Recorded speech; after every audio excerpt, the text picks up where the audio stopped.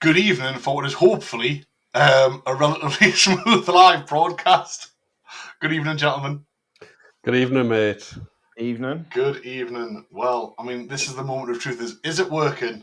And I believe it has, which... It is working. Let's be honest. I can see it on YouTube. I had a ping on my phone.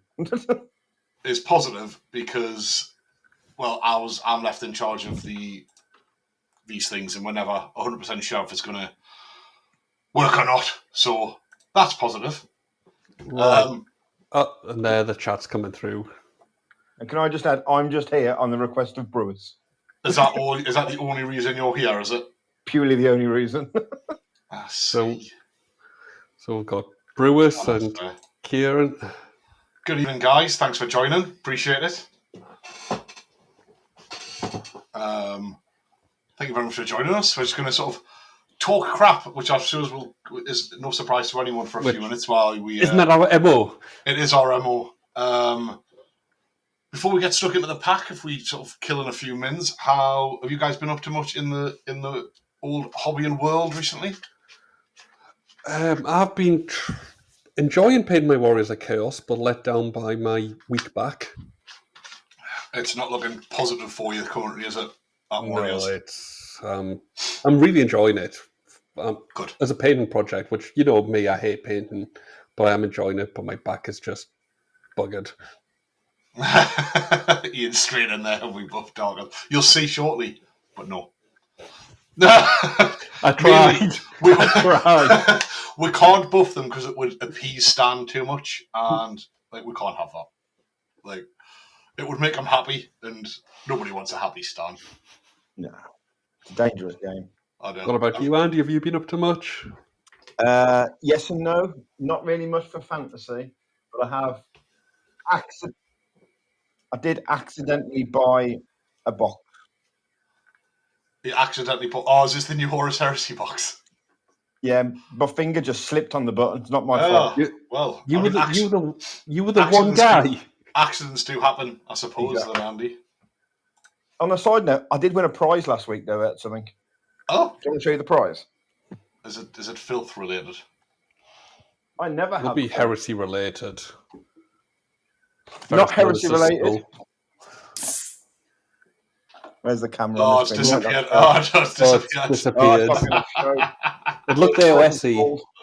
The Soulblight Vengarian Lord. Are you going to use that as part of your VC? I'll use that as the Abyssal Terror. I thought you were going to use Abyssal Terrors instead. So did you get cool fluffy here? Nothing else. Did you get the Heresy box set from Wayland? I did. I was over now, and they were like, "It's an extra money off," and I was like, "If I get it now, I'll get it later. It'll probably be more expensive later, so it makes more sense to buy it now." But I suppose I suppose I'll give you it's the old world of the 40k world. Yeah. Well, you wouldn't been keeping up with it, but it's been very much a race to the bottom. Oh, me? No, I've got absolutely no idea what's going on about anything other than the old world. It was while it was still in pre-order, Wayland Games knocked it to 35% off. Bloody hell. Yeah, it's because part of the issue is, with Horus Heresy 3, a lot of the units that you could take in first and second, mainly in second edition mostly, can't take some of the same weapon options. So you've built up and paid this massive army, and potentially 60% of it you now can't use. Well, that doesn't sound like GW at all. Well, exactly. So they kicked off. I mean, there was a FAQ. Was it the next FAQ the next day to try and fix? Yeah, there was a. And as well, I think the Saturn stuff's pretty divisive because I'm not a fan of it. You don't like I love the Saturn. I always have. Yeah. We'll probably do them as Death Guard. We'll play them or just paint them up. But my customers haven't really been affected by the Heresy 3.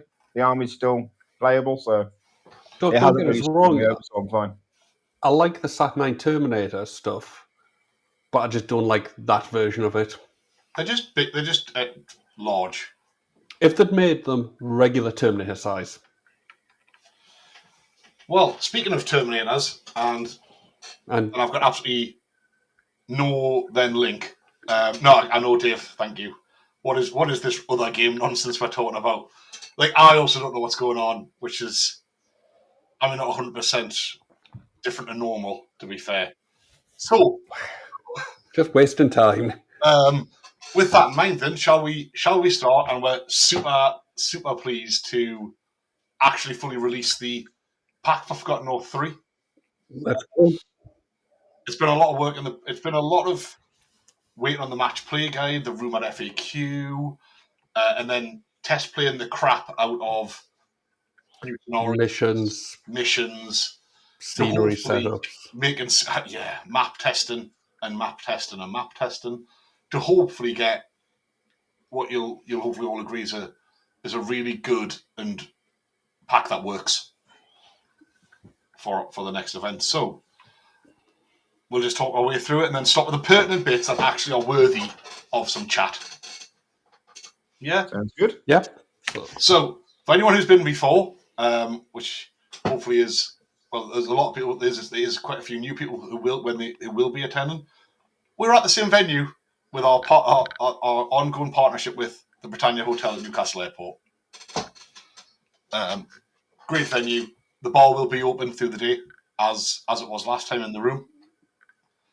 Friday night is available for the social aspect again. Yep. And Saturday night meal. Saturday night meal is available still on Eventbrite as an add-on to join us for that evening meal on the Saturday night. I think at this stage the biggest change to the pack is highlighted in the red there, and after discussion amongst the team, and I think we've already announced this anyway, but armies have to be painted. Yeah. And I think now the game's old enough, and it's still so far away that it's fair to ask for painted armies to be fully painted. Yeah, people have still got 3 months to go. I mean, even you could get an army painted in that time, Stan. Maybe. Football season starting, so it's... Or you just do what Scott does, Stan, give it to the wife to paint. It's easy. Yeah, I mean, you should always have that in your back pocket as a backup plan.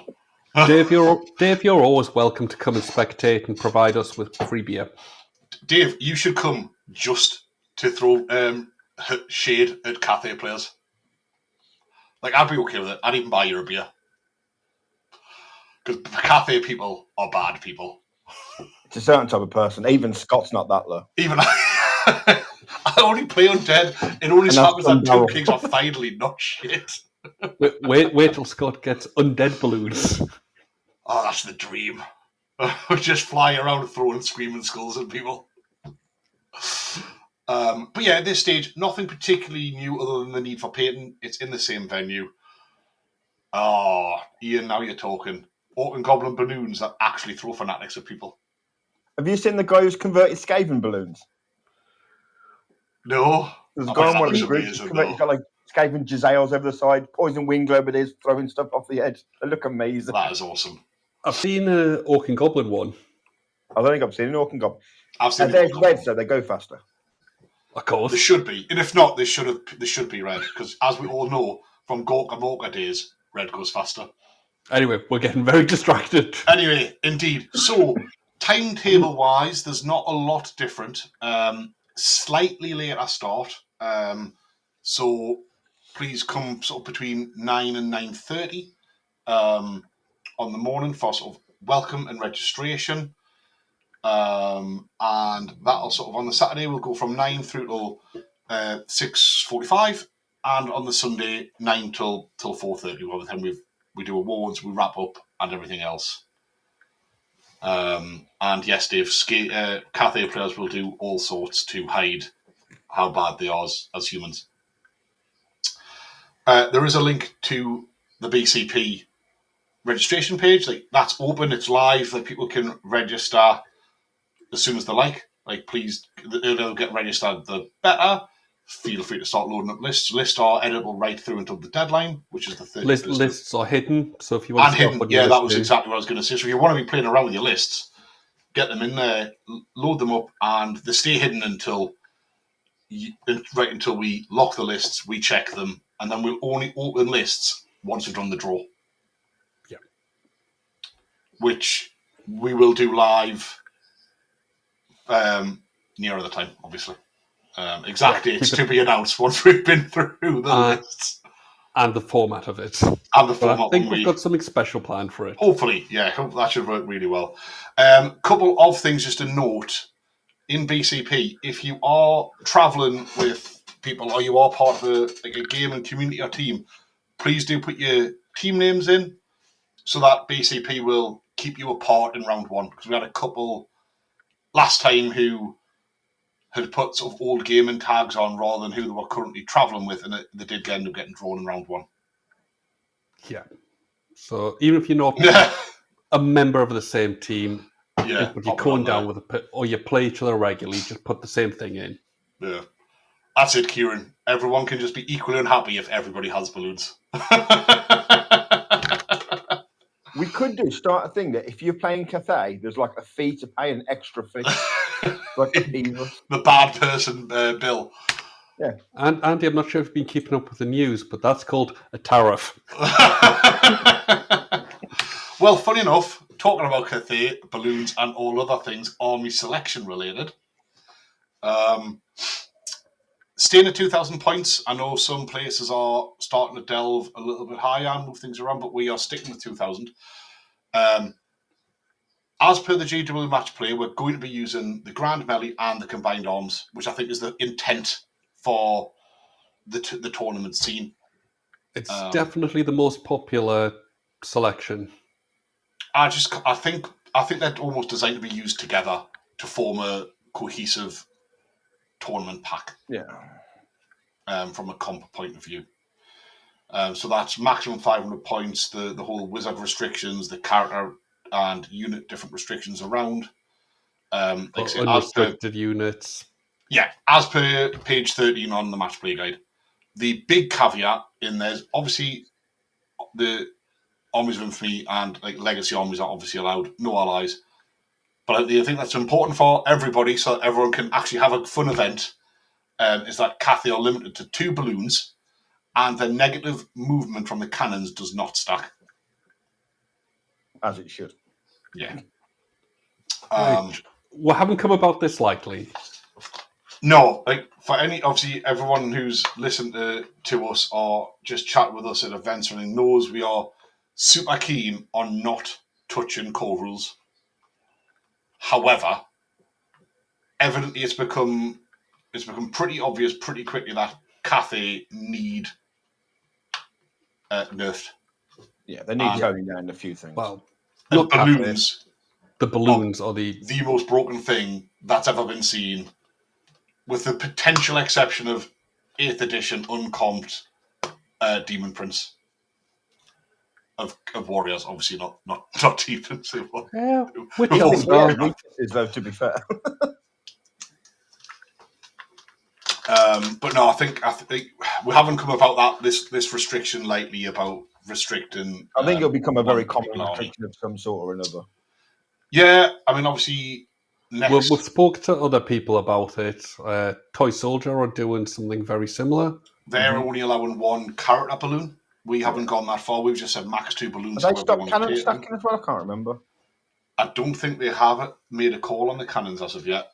No.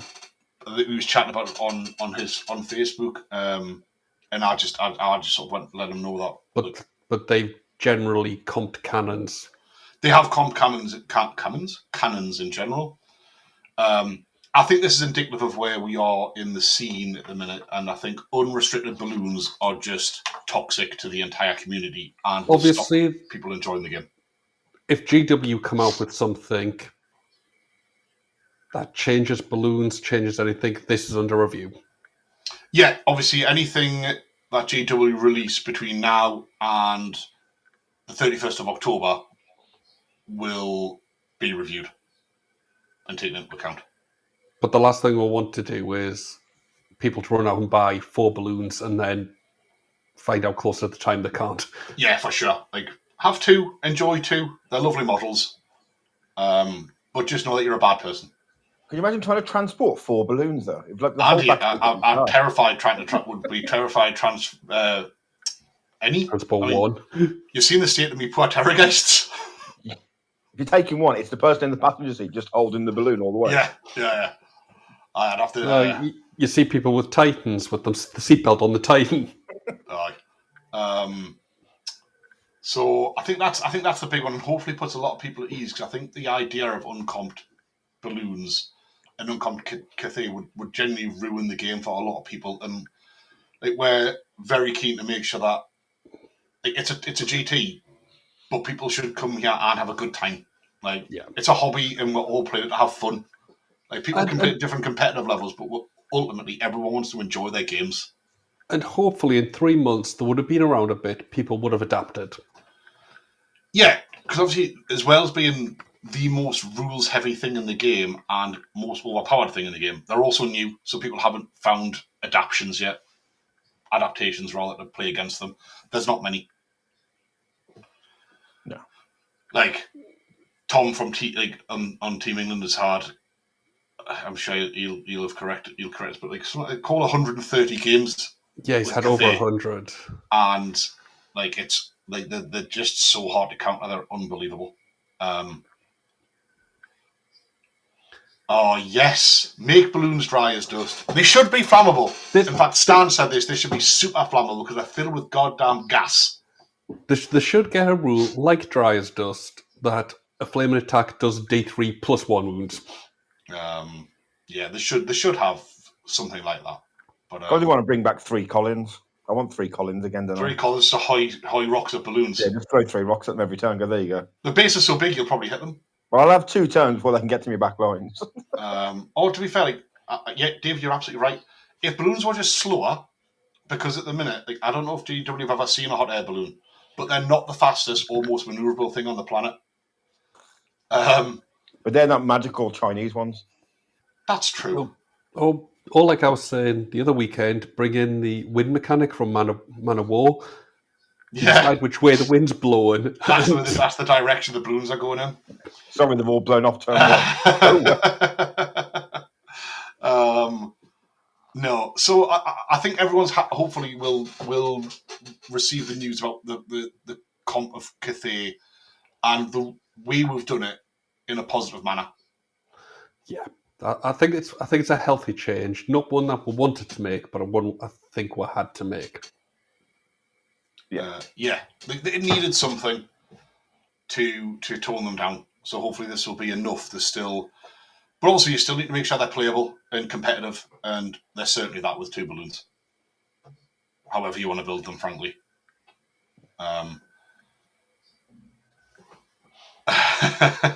Yeah, burn you goddamn balloons. We'll move past balloons. I don't know if I can. Otherwise, we'll be here all night.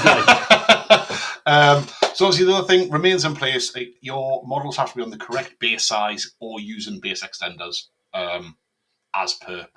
And they need to be fully painted to a minimum of good old 3-colour tabletop standard. However, if you go above and beyond, as normal, we will be doing Best Army Awards, which we can go through a little bit there now, and we'll come on to a little bit more later on when we come to what awards we will be dishing out. I'm with that. I'm with auto wounding on balloons of poison. I think Best Army. Quick chat about it now is it's not best painted. It's never been best painted.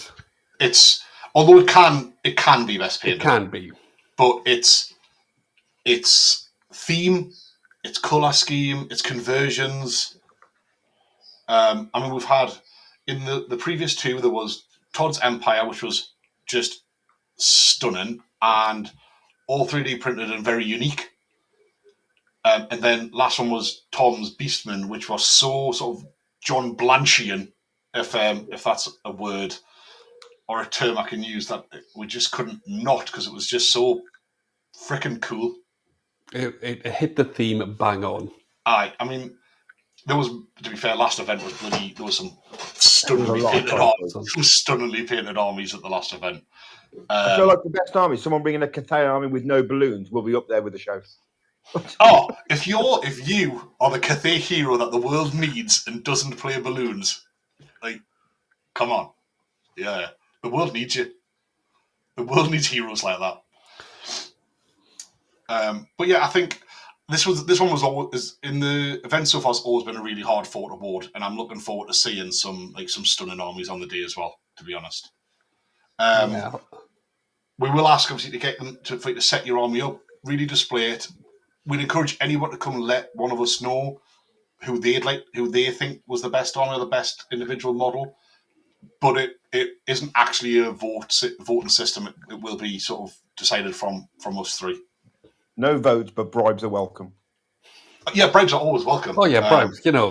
Totally corruptible. Yeah. Like, let's not get carried away here and think that we've got any kind of moral high ground. I mean, none of us like good guy armies, so stands for more than a snake's belly, and Andy's from Birmingham, so don't know where we go with that. We've got to bring the fluff to you guys. Might travel 3 hours to do it. I've moved off. There we go. So the next big change, I suppose, pairings fundamentally stay the same. The first round will be totally random, and then it will go on to the Swiss style pairings. But we will be adopting the 0-6 scoring in the GW match play guide, which I think a lot of people are really dubious about. And I'll be very honest, I'm really dubious about. However, it is the official scoring system, and I think until we get more data on it, that'll prove whether it's going to be long term the right method or not. Yeah, I think we had a long chat about it, and for this event we'll adopt the match play pack in its fullness. I mean, until Cathay were launched and how mental they were, we weren't making any changes at all to the match play guide, were we? No. Other than, say, essentially legacy armies are allowed. Otherwise it was a full rules as written. Bang. Legacy armies got all the cool armies. All the cool kids play legacy armies. Lots of cool kids do play legacy armies, to be fair. We all play a legacy army. Most of my armies are legacy armies, to be fair, except Tomb Kings. Because GW is trying to subtly tell you to... I've only got... Get lost. Yeah, they're only legacy armies because I play them. They just missed Tomb Kings. I've got 4 legacy armies. 5? 4 or 5? Lizards, CDs, Vamps. Demons. Yeah. So I am really interested, to be fair, to see how the 0-6 scoring goes. I've seen some early feedback from other TOs that it's gone really well and it's worked a charm. We'll experience it ourselves for the first time at Toy Soldier at their event at the end of August. Tickets still available if anyone is looking to attend an event at the end of August. Shout out. I think he's got 9 or 10 tickets left. I think there was 10. I think someone bought one the other day. I think on Facebook. You should have so I think there's about 8 or 9 left. So if anyone is looking for an event, it's across an Element Games. So I say personally, it's on the match play guide, pages 10 and 11 for anyone who wants more detail. But that's the scoring system there. BCP has actually just updated in the test phase. It's in the test phase, so we have a test event sitting in BCP that we play around with. So we will test that scoring mechanism, see how it looks as well. So fundamentally, instead of being instead of being 0-20, it just changes to 0-6, and the brackets are just so much smaller. So if you win by 0-300 points variance, it's a draw. So, Ian, I presume you mean the scoring. Yes. Not Scott snoring. No, cheeky bugger. He's asking for a TLDR on the scoring. And if I said snoring, then screw you. It's in the match play guide. Instead of the traditional 0-20, GW, to protect themselves or whatever reason, went 0-6. And the brackets are they're not standard. It's 0-300, 301 to 750, 751 to 1400, and it got 1400 or above to get a 20-0, or the equivalent of an old 20-0, which is a 6-0 now, is big. Yeah, so it's just a slightly different method. Like, my personal reservations are because it's only 6 0 to 6, you'll see a lot more people tied. I think you will see a lot more people tied in the scoring, to be honest. I don't think you'll get many scoring the full 30. I don't think you will. I think a lot of people. I think you'll get a lot of 4-2s, and 5-1s. It's my good feel, which will be a good thing. It'll be interesting to see how the objectives work and how much they do swing the games. Yeah, someone will be tracking and doing some analysis on the post-show breakdown, the post-event breakdown. Because I think it'll be really interesting when we. Charlie is going. It's a challenge to Charlie. Can he get all 30 points? The guy's an absolute monster. One of the things I'm hoping to do, no promises, is after the event is translate it to the old 20-0 scoring. To see if it would have made any difference. To see how it would have changed it. Yeah. But until we've got that sort of data, we can't make a fair judgment. No, but other than the obviously fully adoption of the match play guide, well, this is part of that. This is one of the biggest changes from the last event, the change to that scoring system. And then with that, if after the 0 to 6 or 6-0 tournament points, it'll go on. Total VPs earned will be the second tie, like the first tiebreaker, so to speak. So not the differential, actually how much you actually kill of your opponent. Like that'll be what the tournament points the VPs you earn will be you score. You score will be the first tiebreaker to encourage death. Yeah, maximum aggression, maximum carnage, all of the time. Yeah. Except we should have added in there. You get double VPs for Cathay kills. Every balloon you kill's worth 1,000 points. Right, both of you have got to put a cider in the balloon jar. Well, that's the prize. Whoever kills the most balloons wins the prize. Oh, the ultimate spot prize. Well, that's another £5. Every time that word is used, a £5 goes in the jar. And it pays for our beers for the weekend. Oh God, we'd be hammered if we used all of our balloon green. There's another one. So, excite me, that now takes us into the real meat and potatoes. This is the maps that we'll be playing and the missions. So we're going to open up with upon the field of glory, and this will be domination, which is, if anyone is not represented, the score at the end of the game with the 4 table quarters. Yeah. Big points at the end of the game. Big points at the end of the game. It's battle line deployment. I like this one. Was this? I really enjoyed our game when we played this the other day. Yeah. I really enjoyed our game on it. Well, I'll just say, we'll say it now, that looking on the maps, it's our standard terrain sets. But looking on the maps, sometimes on a couple of the maps, it looks a bit close and a bit tight. But trust us, it's not when you've actually got it down on the table. Yes, these icons for the terrain are indicative of the terrain, not size appropriate sometimes. We have spent a lot of time playing these. There's been a lot of play testing on these maps to make sure we could offer as good an experience on them as possible. And we've tried to build them so that every kind of army type has play into the maps, but struggles with bits of the maps as well. Yeah. To make them matter. Scenery should matter without being fundamentally why anyone wins or loses a game, is our honest opinion. It's there to facilitate the game, not be the game. Yeah, 100%. Domination, though, is a scenario that I like. And doesn't favour, some of these doesn't favour the armies you think it's going to favour, which I find quite intriguing so far as well. It's that late game, what can you get into each quarter?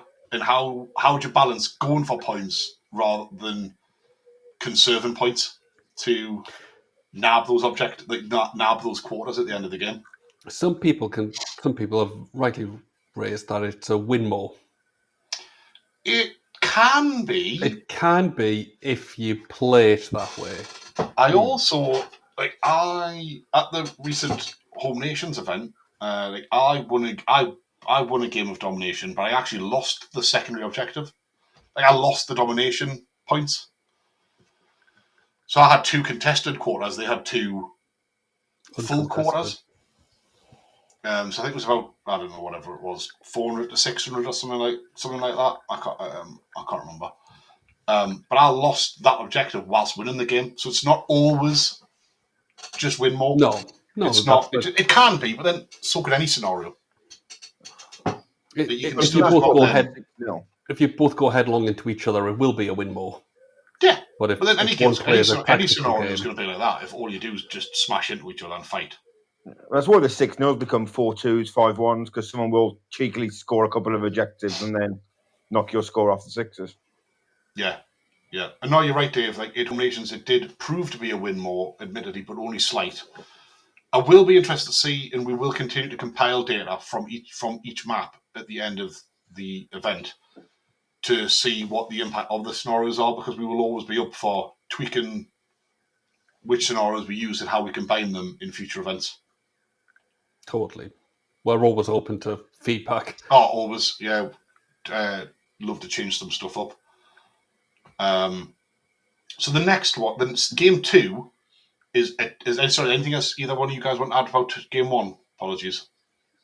No, I think I've played it twice and it's been, I think, was it we get a draw and the other game I played, I think I got a small win against one of my friends, but it's very minimal when I've played it. I just think it's that, for me, the big one on game 1 is the balance between how much you hold a nab at the end play versus general game. Yeah. It's where you play your cards, when do you charge, when do you just hold. Yeah, and it's funny because Domination has the potential to have the biggest swing. It's up to 800 points. Yeah. But it was one of the smallest swings when we played it at Home Nations, although, again, it was a small data pool to take it from. I think it's got the potential for certain builds to really start their tournament off with a big win. Oh yeah, it absolutely does. If you can do well, if you can have a good win in the game and take domination, you can really start the tournament off with some massive VPs for that second tiebreaker point as well. But anyway, on to game Chance 2. Encounter. Yeah, I love this setup. So it's Chance Encounter with special feature and strategic locations too, which will be across the vertical section of the board, with obviously the special feature, which will be represented with a tower, but is just impassable terrain, as per the scenario anyway. But I love this map. Like, I love this whole the deployment zones being in opposite quarters. It's a really funky game, which is a brilliant game. It's just TNT. It's some of the test games on this has been just bananas. It is the most fun map. I think so. I think this map makes us smile when I play it, because you just deploy in such a different way. And it's sorry, go on. I've played this map, but I've also played it quite a lot because it was a common map in 40k. Generally, the winner on this map is the one that manages to turn it to battle line the quickest. Yeah, I get what you mean, actually, yeah. Turn into just a good old-fashioned slugfest a little bit. Well, if you manage to get a straight line across either the length or width of it, you'll have the advantage. Whereas me and Scott just met in the middle and didn't really go either side, did we? No, we just met in the middle for an absolute slaughter. Well, I think 8 out of the simple things we had unbreakable, and dead. Mr. Tool, how dare you? Oh, sorry, I did miss your last comment though, Steve, so I do apologise. Hello, I will say Stan is telling us off and finding us a fiver every time we comment on Cathay. So you can't find us this time though, Stan. This one was a response to Steve's comment. I can find you and Steve. Oh, Steve, you've got a fiver in the Cathay jar as well now, I'm sorry. Vamps can beat Cathay. They don't necessarily beat Cathay, would be what I would say. Vamps, I personally think probably the strongest list in the game overall. Yeah. Well, Ian, looking at yours, we saw him play Beastman twice. Yeah, GTY does love Beastman, to be fair to him. I mean, to be fair, who doesn't love a Beastman army? All the cool kids play Beastman. All the cool kids have a Beastman army, whether it's boxed or not built yet or not. Jumped on the bandwagon. I'm all about the beef, you know that. Unless they're painted black and white, it doesn't count. It will be painted like dairy cows. Don't you worry about that. But again, I like in map 2. I like this impact of the scenery as well, because depending on which angle you play away against, rather, really brings the scenery either really into play or not, depending on how engaged you want to be with it. Yeah. I think knowing your army and the roll-off can be massive for which quarter it is. The roll-off for who picks quarters is huge in this one, I think. It can put your opponent. You can use the scenery in the left to really put your opponent on the back foot straight away. Yeah. Against relative to the type of army they're playing, at least in my opinion. Yeah, I think in general, A2, B2 are the ones I would always choose. The right-hand sides. Or to go first, you pick A and then push your opponent either into one of the other ones. Yeah. I think that's the way we played it when we played that last you test game. You went A2 and I went A1. Yeah. All the scenery.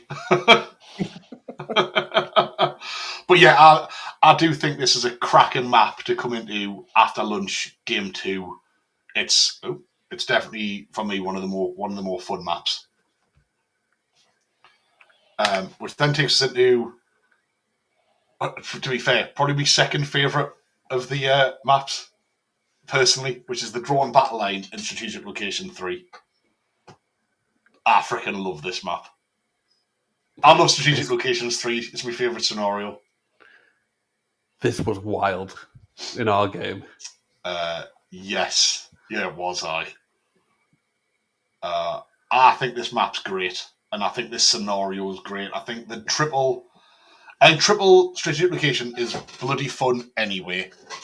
But I think changing onto this Drawn Battle Lines map on the angle makes it that bit spicier as well. And where we've put the strategic location points around scenery with essentially the death pool in the middle, I really like, to be honest. There is a kill zone in there. Oh, the middle of that board is just a massive kill zone. It's a huge kill zone. Some say it might be waiting for warriors to just throw at least double dragon across the board, Steve.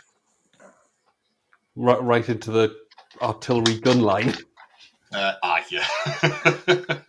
Right into those floaty things that we can't say. To get brapped.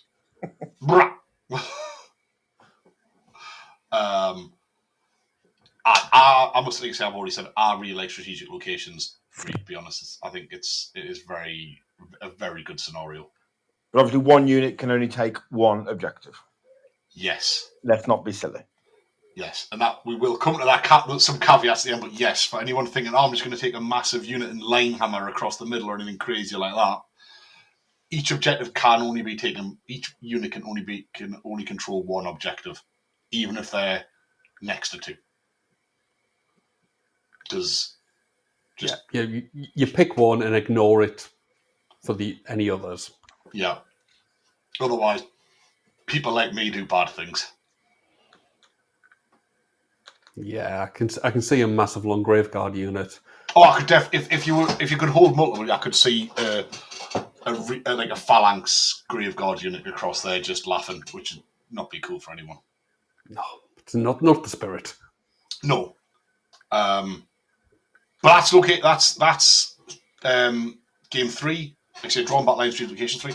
I think this is a really good, a nice map to finish day 1 on as well. And then, again, some big points that can be scored on secondaries. So interesting to see where we'll be sitting at the end of day one, personally. Yeah. It'd be interesting. I'm interested to see how much the secondaries change list building. Yeah, more scoring units. It's interesting. It's really, how much do you guys who are attending play into the scenarios? Like for me, I think you're going to need to see more core, which is only a good thing for the game. And having played all of these maps lots of times in testing, it does need to be thought about.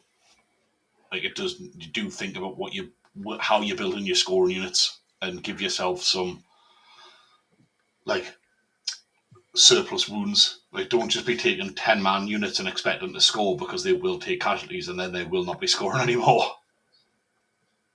It was amazing for me at Home Nations. I got a chance to speak to Mr. Toll, and the man that I thought would die on Dragon Hill is seriously reconsidering the 3 dragons. No, I mean, I think he's at least thinking about dropping 1, and he's next to 2 Dragon Toll now.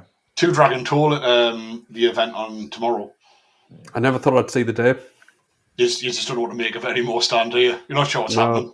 You know, the constant. He started 2 Dragon Toll, didn't he? Until the warp fight came about. So he's just gone back. That's true. He was an OG 2 Dragon guy. Because that's the thing. I think scoring units and core are more important now than ever. But my God, there's obviously still a place in the world for monsters. And anyone who writes them off this early is going to make a big mistake. You still need to think about them. Yeah, still freaking dragons or monsters or whatever they are. Like I still rate Necrosphinxes from my Tomb Kings. I mean, I'm not playing them currently, but I do still love them. Got a special place in my heart. They're not as good as Scorpions, though. Freaking Scorpions are outrageous, aren't they? So then we come into day 2. Exactly, Dave. If you could take dragons through Gobbo Star, like the world, something else has killed him off. Maybe that was you as well, though, with your new version. Day 2 starts with encirclement, strategic locations 2, and baggage train.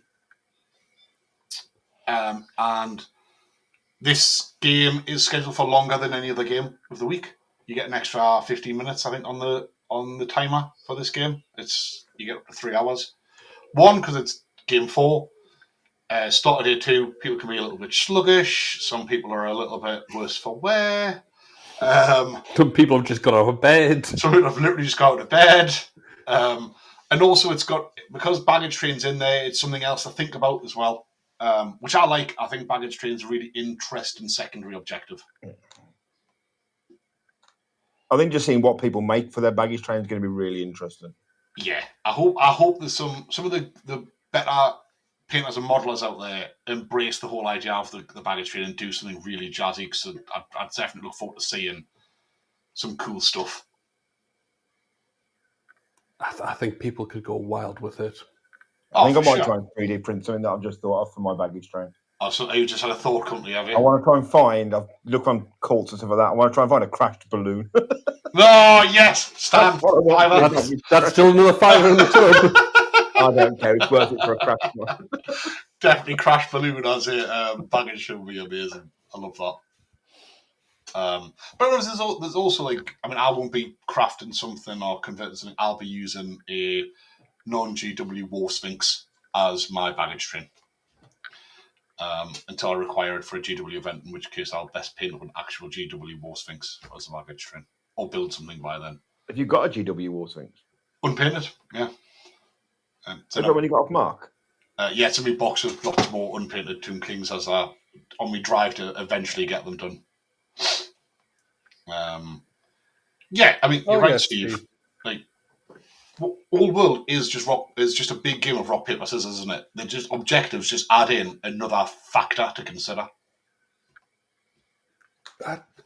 That's the thing, that with all the changes, you've got the army that shall not be named, because I'm not putting a 5 in. You've got the match play guide, you've got the FAQ. That's a lot of levers that have been pulled at once.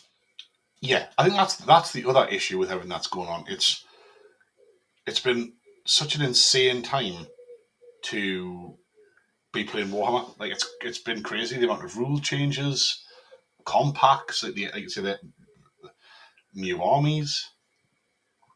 You can go wildly in with baggage train on a 3D printer, can't you? The opportunities are just crazy. You can already see them out there. Yeah, you can. But I think Game 4 there should be an interesting game, and I'm interested to see how people use or impact the baggage train.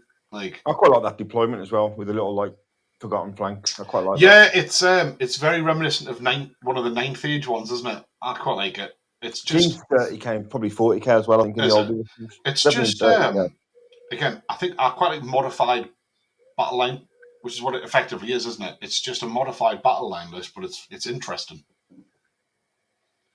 And again, with only 2 strategic locations, it's how much you want to push in to get your opponents and knock your opponent off it, or can you like shoot or blast your opponent off it, etc. And how quick can you turn that from being a balance across both armies into starting to churn the secondary in your favour? That is the happiest thing I've ever read, Steve. Oh my goodness, a Chaos Lord died to 15 peasant archers. Wow. That's even better than when I killed Stan's Dark Elf Dragon with me Spearman. We can just imagine with that, you can imagine how happy Jack will have been killing Craig's dragon, because you know it's Jack. Yeah. And also, Kieran, I totally agree about it's nicer to have different things to fight about. And oh my god, Ian, sorry, that'll be an amazing baggage card for Dark Elves. The thing about this mission is you can go hard and potentially have one unit protecting your strategic location and your baggage train, which if someone else splits them, it gives you a points advantage. But if it goes wrong, you're in big trouble. Yeah, I think it's just a totally different thing to fight over, isn't it? How you do you defend your baggage train? Do you go aggressive? And how do you play it differently? And yeah, I'm with you, Ian. I think the quarter deployment's the best one. Best deployment ever. Aye. Anything else either you find, gentlemen, would like to add on for Game 4 before we move on to the I think for the game baggage of the weekend? Armies that have the abilities to ambush could be quite fun for the baggage train. Yeah. They're much harder to stop them. There is more and more ambushing armies out there now. It is going to be quite interesting. That and also scouts. I think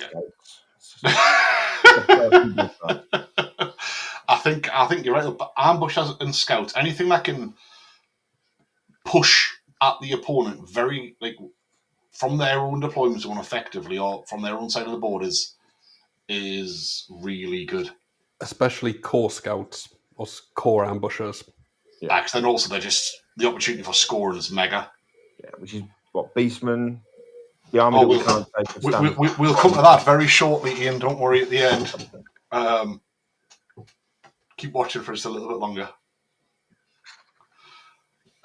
Fine. So the last game of the weekend will be Close Quarters. My favourite map. You love this map, don't you? Close Quarters Strategic Locations 4. And anyone who's already noticed, we've disregarded the rulebook instruction that there should be no scenery in the middle of the board. In the middle of this map will be the pond and dangerous terrain right in the middle of the table, which we felt during testing made it quite spicy, didn't we? Especially with the SL4. Yes, because you need to get out your deployments when you need to be taking some of this terrain. So you need to be engaging with the map, and to take these strategic locations. I really like this map, and I really like this. Again, I like the object. I like all the objectives. To be fair, 4 is good though. How many do you go for to try to hold, and how many do you just try to stop your opponent scoring? I think that's the big balance on this map. Yeah, do a refused flank and push it one on one side and their deployment zone. And there's no coincidence we've placed the relative impassable terrains where we have on this map to make it a little bit trickier to just wander up and take these objectives. Yeah, you've got to think about it. And there's a lot of points on the table on strategic locations if you can get them quickly. If you can get and hold them, quick armies will get a lot of quick early points. Yeah, and that's the difference as well, isn't it? Like that balance between early game and late game on how the scoring goes. Yeah. On this, it's very easy to get such a lead by turn 3 that if your army's wiped, it doesn't matter. To a point, yeah, you can rack up loads of points that if you then start losing the game, you're in a decent place already, which is it changes the momentum. They've got to chase the game then. Yeah. You force maybe these more passive players have to engage with you because you can rack up 90 points every player turn if you can hold the 3. Yep, nearly 200 points a round. A full player round is nearly 200 points. Like you start racking them up and you start getting wins without even having to engage with your opponent, and you force them to play the game on your terms.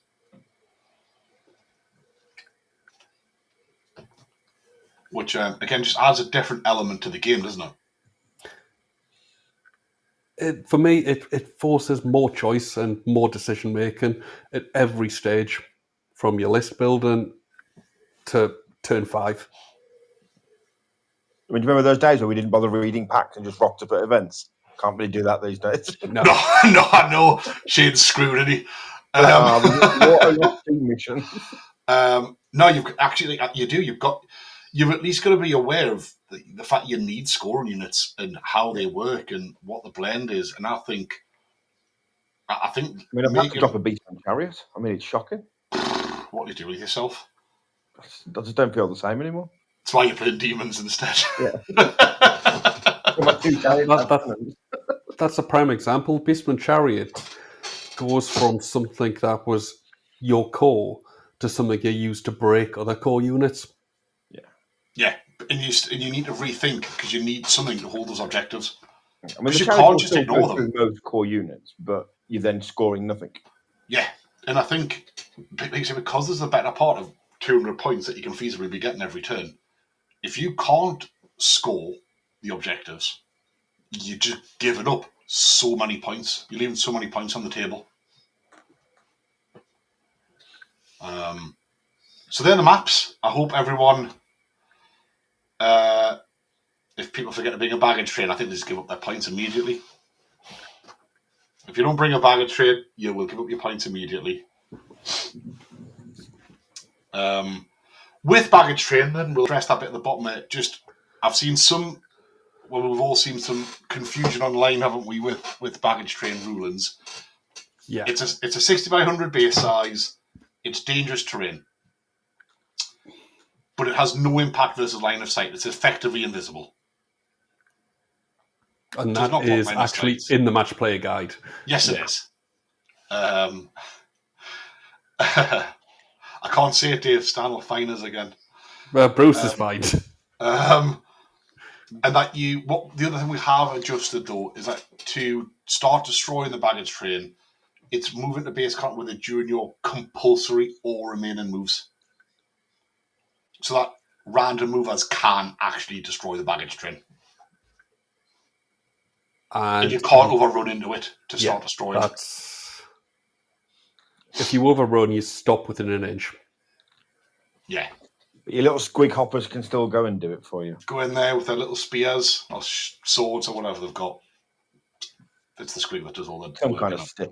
The squigs will do the work. The goblins are just there for the ride. Like, wee, good times. The goblins don't really want to be there.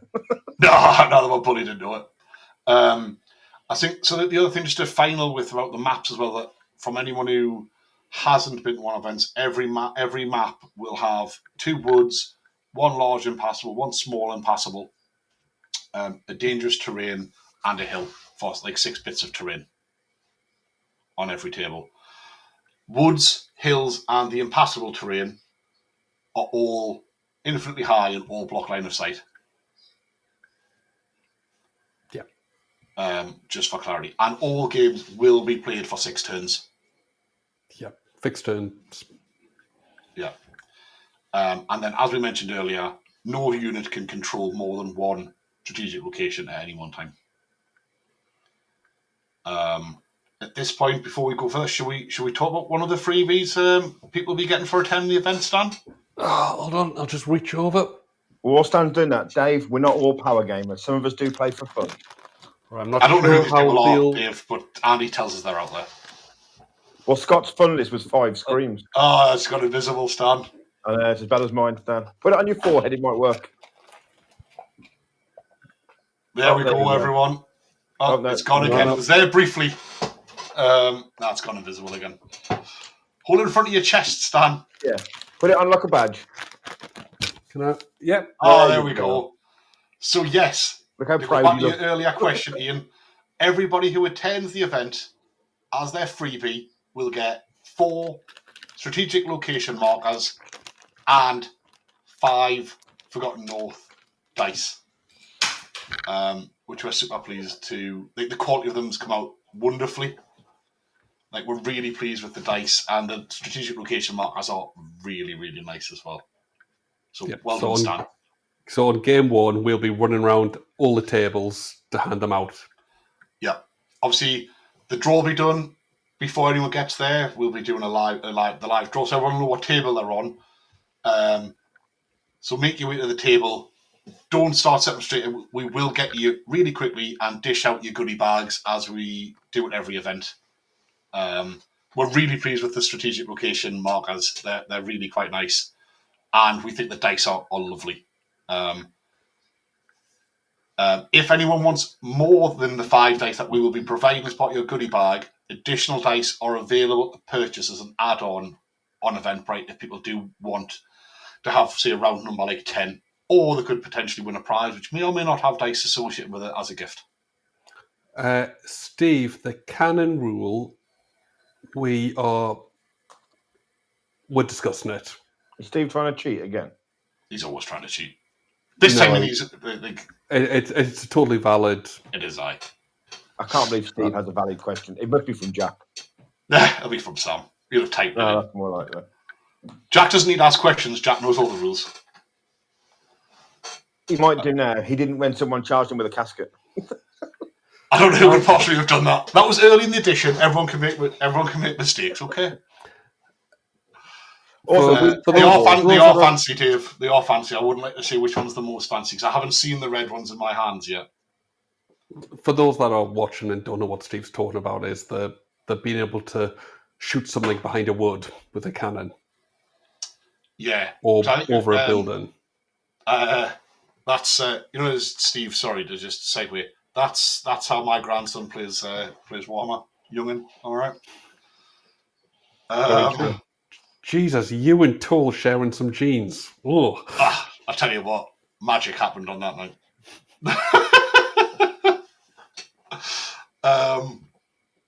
I know it's a valid question with the cannon though. Like, it was one to remember he's talk about a bit more. I'll be interested to see how it goes to Toy Soldier because they've brought in. Yeah. Like, you have to see the target you're actually trying to shoot. As you should have to, realistically.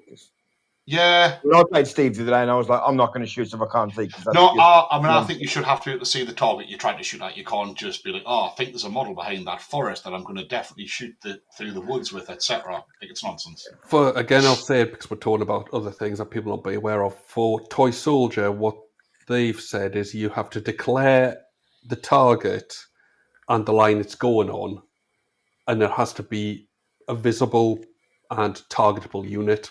Yeah. Which is what it should be. It is. So, yeah, when we watch this space, we will finalise if we do think there's any FAQs or any add-ons like that a little bit near the time. We're just trying to see how some things play out because we want to minimise rule add-ons as much as possible. We don't want to go too early and then something to change. Yeah. But then with that in mind, so people who do see attend event, there's the plethora of awards that we will be dishing out at the end of the weekend. Just as well, with tables, because we've opened the second hall, they will be mixed. So it won't be like top table, second table. It will be a bit of a mix. Yeah, totally valid point. Because we've increased the capacity to 60, which we're incredibly excited about, and thank you so much, everyone who's got a ticket to attend. It's the speed that we sold out, and the fact we then sold out the increased capacity is just blown us away. So thank you so much. But expect to move around tables a bit more, because until round 5, everyone will be on random tables, and we will not put people on ranked tables until game 5. So something for you to be aware of. Totally valid point, Andy. I hadn't even mentioned that. Random tables, but still Swiss style draw. Yeah. Yes. Yeah, you'll be drawn against in Swiss style pairings, but your table number will be completely random. So don't, if you get put on table 30, don't think, oh my god, how about on table 30? I've won 2 games. It's random which table you're on. First 2, 3, 4 games, you're not constantly on the same table. Yes. It'll be highly unlikely you're not moved after a game. I mean, Ian, it is a free ticket for the Wooden Spoon, as it always is for our events. But if you would like me to get you a Wooden Spoon personally, I will absolutely do that if people feel better about having a Wooden Spoon. No, what free ticket? Bollocks. What is this nonsense? I want a 50p spoon. There's 50p tickets. God, bollocks. If it's a spoon that we've all signed, surely that's going to add value.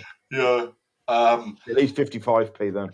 But so it's most of the awards that we've went with for the last couple of GTs, which we all really like. But the winner, runner-up, and second runner-up, obviously which we're working on something very special for. I think that's very, very lightly said. We've got something very special planned for winner trophies. I think very special, in my opinion. And you get to see them in the flesh when we get together for the painting session, because they are very special. Not like that 2 weeks time we're doing that? 3 weeks? Yes, for our next 2 weeks tonight. 2 weeks for our next session of painting of scenery. But the winner, second place, and second runner-up trophy are very, very nice. Definitely the best we've given out so far. Thanks, Mark. That means he's now packed for his holidays. Yeah. Apparently that's more important than coming and listen to us waffle on. Shocking.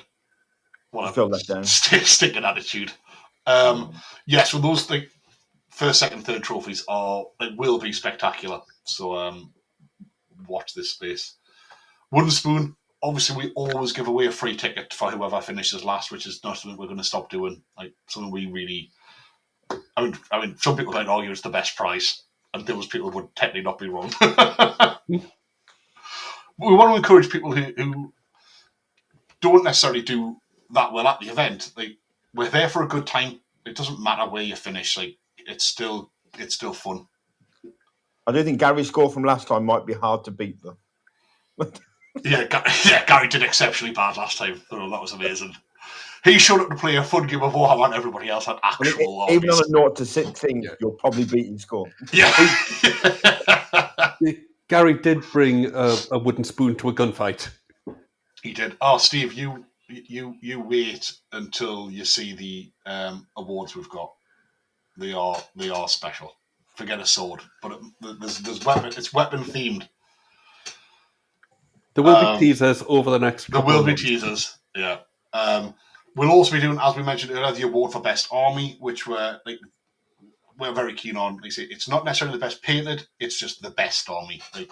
Theme, conversions, do something cool. Am I correct in thinking that GameMat.eu is sponsoring that prize? GameMat.eu is sponsoring. No. That's Best Sportsman, favorite opponent.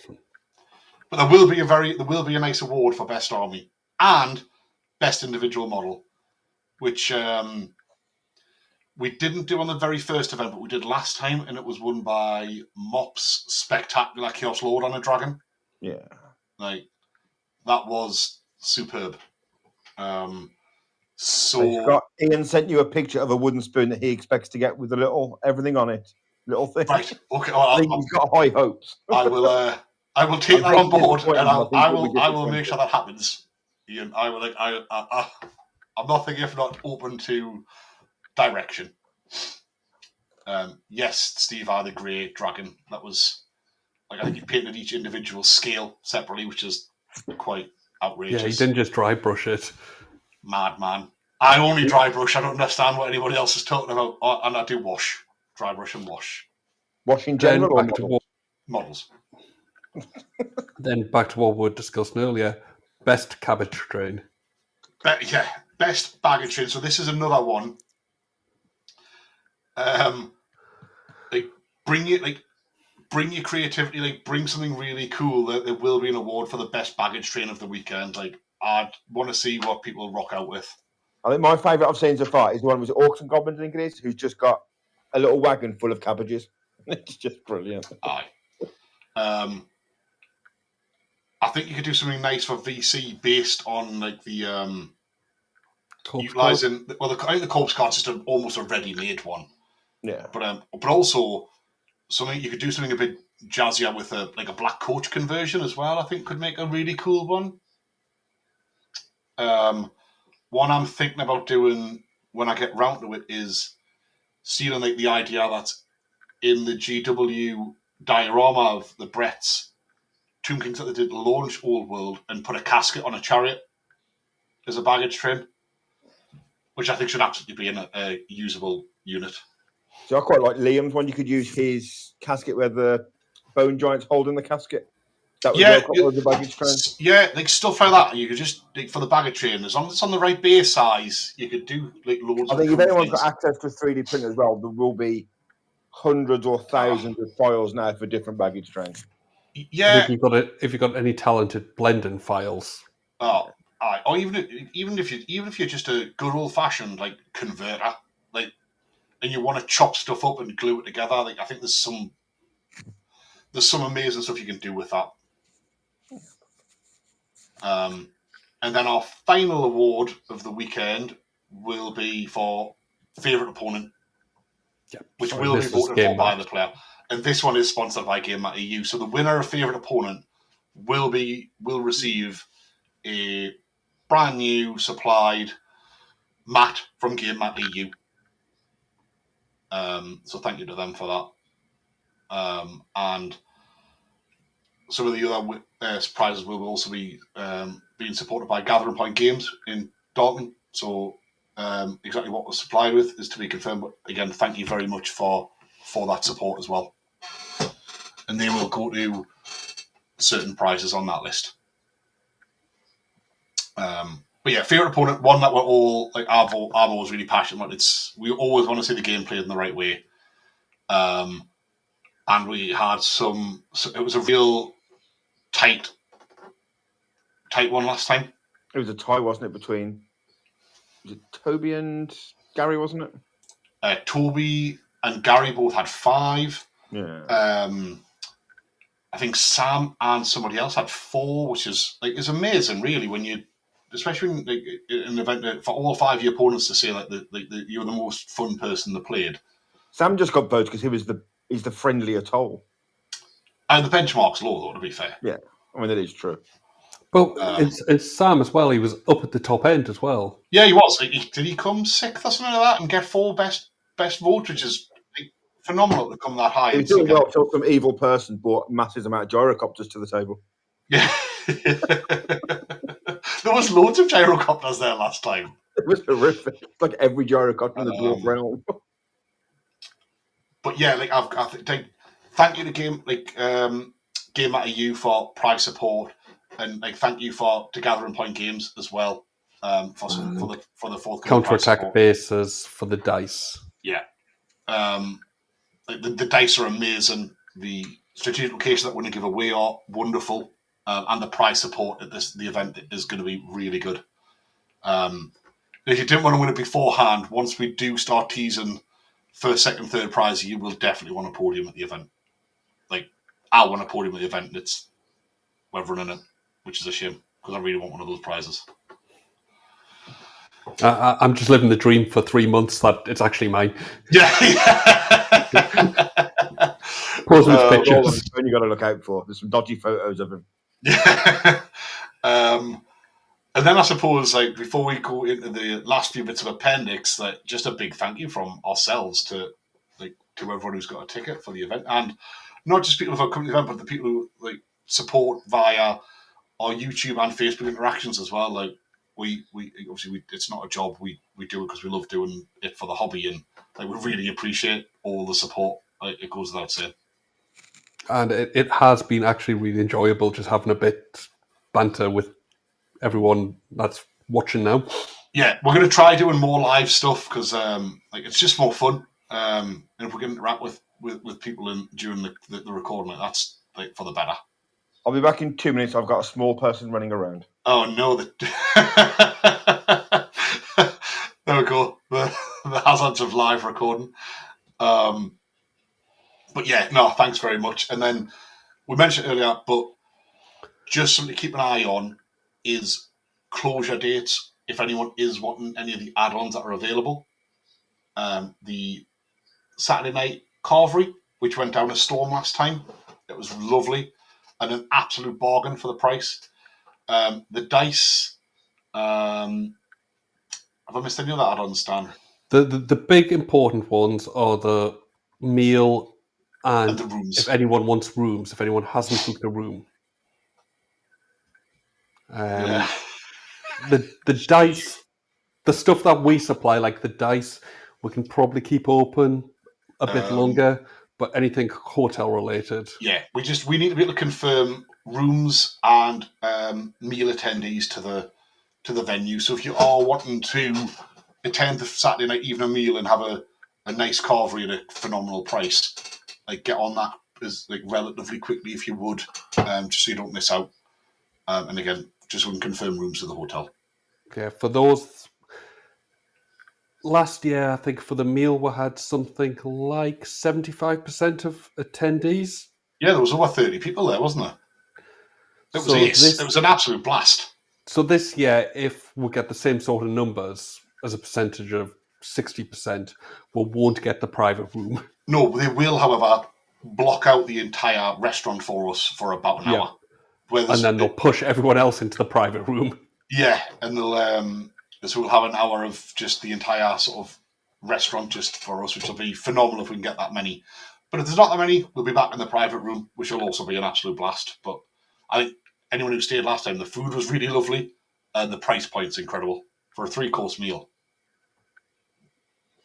And if you're certain people, I got theirs for free because other people went for a lie down. Yeah, even better for you guys. Yeah, heroes. Have you kicked Bruce out of your house, Andy? Yeah, he kept trying to invade the little green goblin. And that is the other thing. As far as we're aware, the Friday night happy hour will still be on. Yes, so if you're looking for a nice social event until 7 p.m. on the Friday, I think it's Carlsberg. It's Carlsberg and Tetley Smooth are only £2.50 a pint. If that's not reason enough to come up on the Friday night and get drunk, I don't know what is. Which for Southerners, that's practically free. Yeah. It's from. I only live, a 20-minute drive away, and I'm staying on the Friday night for the social and for the cheap beer. It's from 3 o'clock through to 7 o'clock. 3 till 7? What an absolute bargain. It's the best. So I'm not staying on the Friday, but I probably will come up this Friday for this one. Cool. The social was really good last time as well. There was people having games. It was a really, I thought it was a real extra selling point of the venue. The fact we've got that space on the. I think quite a lot of the Scottish group are aiming to come down earlier this time as well. Yeah, that'd be good. Just to avoid any of the traffic issues and stuff. Yeah. Yeah, I would say the room on Friday, the room will be open from about 3-ish. Nope. Have we lost Stan? No, you're saying the room will be open from 3. I've got Stan still. No, have I lost? Is it me that's lost? Well, I can hear you. Oh, it's me. I can hear you, but just we can hear him. I think Scott's just confused himself. Technical difficulties. My headphones have died. It's his age. That's what it is. It's newfangled technology. Technology, doesn't work well with old people. So you're back. Can you hear us?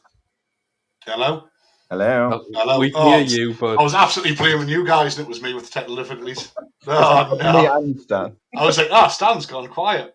I wonder what that beat was. I was probably my headphones saying, oh, knobhead, I'm dying, help me. yeah. So on Friday, the room will be open from about 3 o'clock. People can more than welcome to have warm-up games, other games, whatever they want.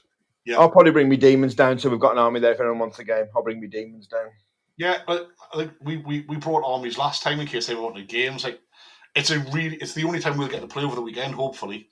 So if anyone does want a game, like, let us know. And yes, Steve, I was having a senior moment with my headset. I'm very sorry. Old man shouted clouds moment again. We'll get him some new ones for Christmas. It's fine. These goddamn newfangled jangled wireless ones, like, I keep forgetting to charge them. Well, and then with that in mind, the last part, I suppose, is just a couple of housekeeping bits. What you see is what you get: conversions, proxies. As ever, we're not a GW event. We encourage all sorts of things, but we do like them to be remotely applicable. If you've got any questions, drop us an email. Thanks, Kieran. We're looking forward to seeing you there, mate. Appreciate you joining us for the night as well. Yeah. Anyone concerned about the models, drop us a message, Facebook or wherever, and just say, are you happy with this if you are concerned about it? Yeah, absolutely. There's not been many that we've said no to. I think there's been one, maybe two. Yeah, like 99% of queries are absolutely fine. But if you're definitely not sure, drop us a message. Like, it's no hassle at all. I mean, all of us have got 3D printed armies that aren't identical, so we all have them. James, you can bring 2 flying turtles. No, he can't. He can bring none. But only if you're a really bad person.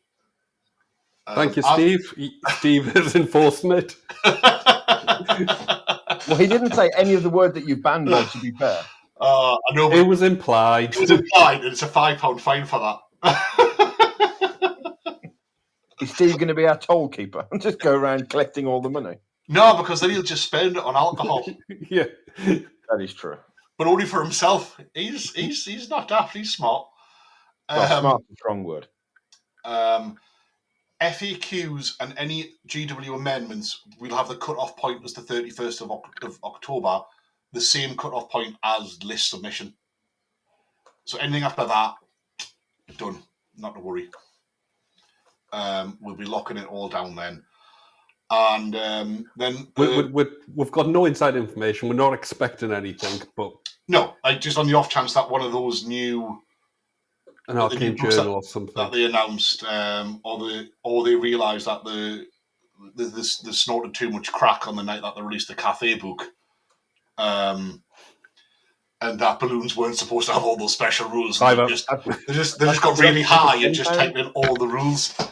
I don't think we're going to see any GW adjustments, to be perfectly honest. On a side note about the rules, what are we doing on a general question about the dwarf gyrocopters? Because obviously the PDF book says different to the written book, which is just insane. Yeah, that is quite remarkable. I'm inclined to go with the PDF. I feel that they should have them. They should have them. Which no make Rich happy, but I do think it's odd to have missed off that and the hatred. Yeah. It's interesting, right? The dwarf things. The print version, they do have it. The PDF, they don't. The French FAQ apparently removes it from the printed version. But nobody cares what the French have got to say. Yes, that's the French. The French remove a lot of things. Just saying. No, but the French official FAQ. He knows. Yeah. But the French may have doctored that FAQ. Don't trust them. It's French. Yeah, that's true. It's also that possibility.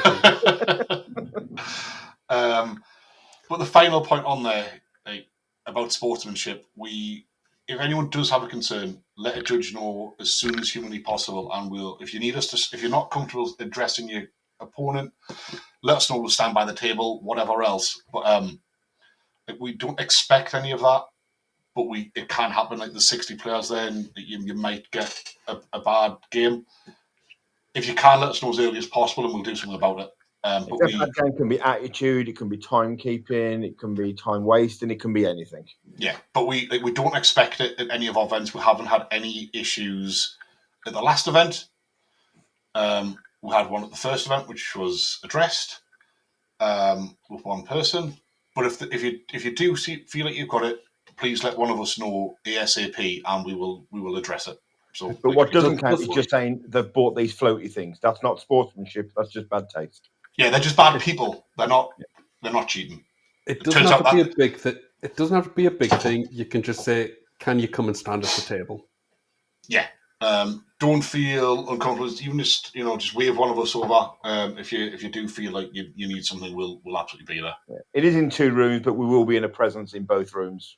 Yeah. Pretty much all the time. If we're ever not there, we'll be there shortly. Yeah. Our main desk will be right at the space between both rooms, so there'll always be one of us available at the desk as well. But like I say, that's all a worst case scenario. Don't expect to have any sportsmanship problems. Like, it's a good community with lots of good players. I mean, if you don't need it, if you don't feel like you want to judge, just throw a chair at somebody. It's the Italian way. This concept lot, all they do is play Warhammer, breed, and throw chairs. Pretty much. He got that from international players. Apparently that is the international way to deal with Warhammer disputes. Yeah, or he got the kids from the international scene, because that's a whole different matter. If he imported these children, I mean, who knows? To be honest, they're everywhere. I mean, Sam can't be his, can it? Sam must be imported. He's too nice a person, isn't he? Yeah, he's definitely not a toll. But I think that sound brings us roughly then. In the description of this video, there is a link to the pack, so you can sort of read through it and see it at your leisure. There's also should be a link to the event on there to go register, if you'd be so kind, just to start getting the registration going. Any queries, drop us a line. Yep, and we will also, now that this has gone live, we'll post the pack on Facebook as well, so that people can get the link from there. Any queries, questions, or concerns, drop us a message on any kind of format, Facebook or email. Or carrier pigeon, whatever works. Carrier pigeon. I still sometimes respond to smoke signals, so... I'm not sure you can say that anymore. What? I see a fire. I can read the signs. It's normally concert. Always concert. But no. And then I think we've all said it before. But thank you to everyone who's logged in and sort of thrown comments in as well. It's made launching the pack just a lot more entertaining. So thank you very much. It's not just us 3 chatting. Yeah, because nobody wants to hear too much of that crap, let's be fair. Well, to be fair, the sign up a lot of people's weeks. The sign up for it, they want to hear my dulcet tones spewing nonsense about Warhammer. The one thing I will say, which I forgot to mention, is that people will notice King of the Hill is missing. Yes. Yeah, because it's stupid for some armies. Because it's stupid for Scots armies. We did test play it, and it turns out if you're undead and can't be moved off a hill and can keep resing your army back, you're guaranteed a really large win. It's even better if you can regen on your crumbles as well. Yeah. You're really not moving. International stars will be protected, Steve, don't worry. They will be protected.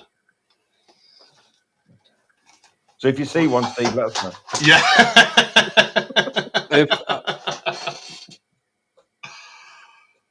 Is this certain French people? No. Well, by the time the event rolls around, there'll be international athletes at the event, Stan. Official international athletes who've represented their country of various different guises. Any that are coming through the airport, I will put pictures up and make sure they get a very special welcome from our ham-fisted security guard. Bless him. I don't know how Nick's getting up from London. Nick's the captain of the French team. Bless him. But put a picture up. Little Mexican mustache. Big Dave will be there to meet him. We'll put signs in the service stations on the way as well. Have you seen this man? Yeah. Put a Facebook appeal out. It's fine. But yeah, nothing too super jazzy in the pack, we don't think. We've tried to keep it as close to the rules as possible with those caveats. And hopefully, they obviously feel free to please do use the maps, print them out, practice them. Like, let us know what you think of them before the event. Like, we're not changing them, but we can start the feedback coming as soon as anyone wants to play them. Otherwise, we will, I think, unless I've missed anything, gentlemen, I think we will call that a night. That's covered. No, I think that's it. Wonderful. Well, thank you to all our attendees. Thank you to everyone who's joined in on the stream. And thank you to Counter-Attack Bases, Gathering Point Games from Darlington, and Gamer EU for the support at the event as well. And with that, I think we'll have a battle report in 2 weeks. Hopefully next weekend, if Scott ever picks a day this week. Yes, I will double check my I think I've got to stop this week. I'm playing Sib next week, which will feature an army that I'm not allowed to say will feature, apparently. No, Ian, we are not. Nothing about Renegades will be included. Sorry, yeah. Good question, but no, we won't be using Renegades. anything to do with Renegades in the current pack as it stands. No. So spellcastings, etc., will all just be as per the legacy books. Great question. Something I maybe put in the pack for next time, just so it's written. Yeah. Our basic principle is we're keeping it as GW as possible. Yeah. Otherwise, I might as well just start making up rules more than I already do before anybody else says it. But no, totally fair comment and want to finish on. So otherwise, again, thank you very much, everyone. Thank you very much, Andy, Stan. Thanks. Always a pleasure. And we will bid you all good night. Thank you very much. If anyone we don't see before, we will see you in November. Yep. And those that see us in a couple of weeks at Toy Soldiers, we'll see you then. Yep. Thank you very much, everyone. Take care. Cheers, everyone. Bye-bye. See you later. Bye.